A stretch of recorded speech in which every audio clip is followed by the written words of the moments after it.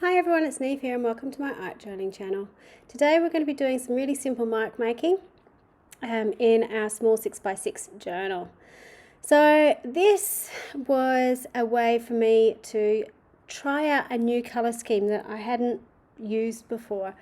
I've been challenging myself lately to try and work on different colours and to find different colour schemes. I've been going to Instagram and watching the Dina Wakley demonstrations, just picking up things that I like but aren't usual colours I would usually use. So in this instance I'm using Ruby, Sedona, which is this sort of orangey red colour, the cheddar, which obviously I use a lot, I really like, and some of the sky blue, which again is a favourite, but in this combination of colours I hadn't used it.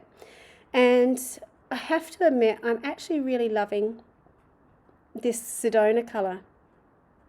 It's quite a versatile colour. It's a very specific colour, which sounds a bit strange because all colours are specific, but I suppose I had it in my head that you could only use it in certain circumstances, but in actual fact when you blend it with other colours it blends beautifully because it's a really warm colour, so it goes with warm colours really nicely. So it's good to push yourself to use different things that you're not used to using.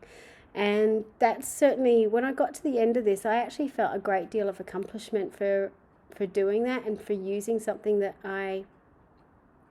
or for using colours that I don't usually use. So the other colour that I'm using here, which again is something I rarely do, is actually going back and using a light colour or a neutral. So in this case I think this is sand. And I'm going in and using that to help blend the colours as well. And again, because it's a warmish colour, it just takes the other tones on beautifully. So you can see it there mixing with the cheddar and mixing with the Sedona and just creating all these lovely blends of colour. I'm not changing my brush. It's a fairly dry brush, and when I'm doing blends of things, I very rarely actually clean my brush because I find if I clean it I'm getting straight lines, I suppose, to blend it. You'll see here by just mixing the colours together you get a more natural effect because you've already got some of that colour on, you haven't cleaned it off, and you're blending it into the next colour and so on. I'm not sure if that makes sense or not, but I know what it means. Anyway, I came up with this page which I actually really like. This is in my Use It Up journal. And you can see just slapping on the colour and mixing it together and you get this beautiful effect. So obviously on this page, like the one above, if I'd put in some of those neutrals, because this is all one tone, it just would soften some areas off and give you some focal points as well. So having those neutrals is something really important, which again wasn't something I'd really considered before. The other thing I did with this page, which again I don't do very often, there's lots of things I don't do very often this page, was actually leaving it to dry instead of using the heat gun on it. So you can see these paints dry really, really quickly. I'm obviously not adding too much paint to this. It's fairly light coats, but leaving it to dry instead of using the heat gun is something different. Now I'm going in and adding a dark. So I'm adding some gesso. This is the Dina Wakley gesso. It's a really, really matte black. And it just, again, sort of just gives that dramatic bit to the page. So the colours I've chosen in the background, if you do a bit of colour theory, are called analogous colours. They're colours that sit next to each other on the colour wheel, which is why they go together. It's just why they blend together. They don't create a new colour.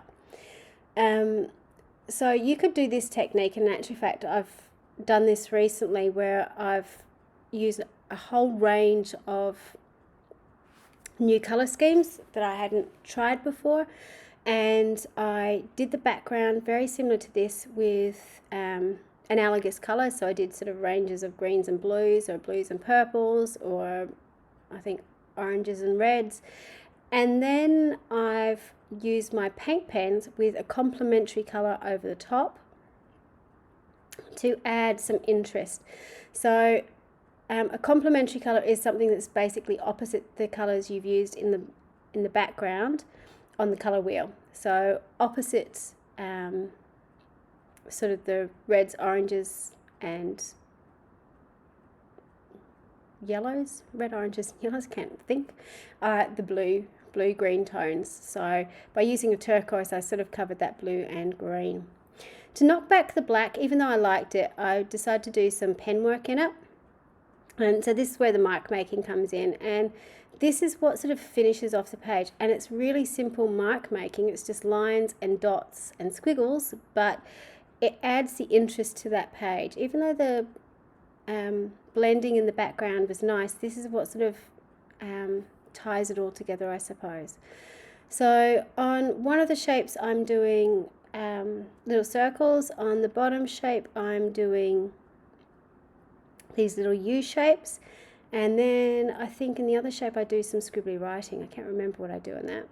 Now, to be honest, I probably would have done the white over the black first and then put the turquoise pen work over the top, but it sort of works, and I weaved the white pen around the marks of the turquoise on this page. But you can choose what you're doing. Finally, just to add in a little bit more of that colour into the foreground, I'm using Posca paint pens in the same colours or similar colours to that I've used in the background, just to add some little dips and dashes and dots over the page. And just those little splashes of colours again help sort of tie everything together. It leads your eye across the page. So those red dots on the bottom there sort of lead your eye up the page into that second red area. With the orange pen, just going in again and adding some little cross marks.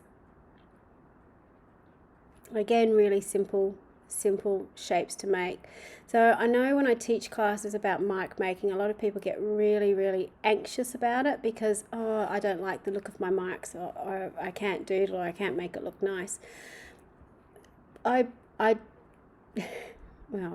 don't doodle. I just, make a cross, make a line, make a circle, or I do some really scribbly writing.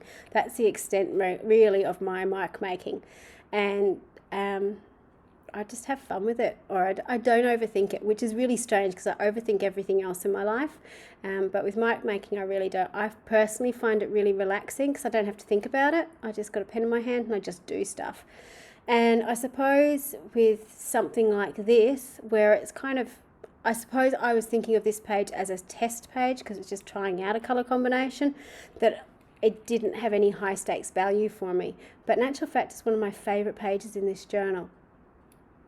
And that's just how these things happen occasionally. So, so this is the final bit, and I decided that I really liked it, so I would put a little quote piece on it. This is from Art by Marlene, and it's called Embrace Change, which I thought was just perfect because it was me embracing the change of a new colour scheme.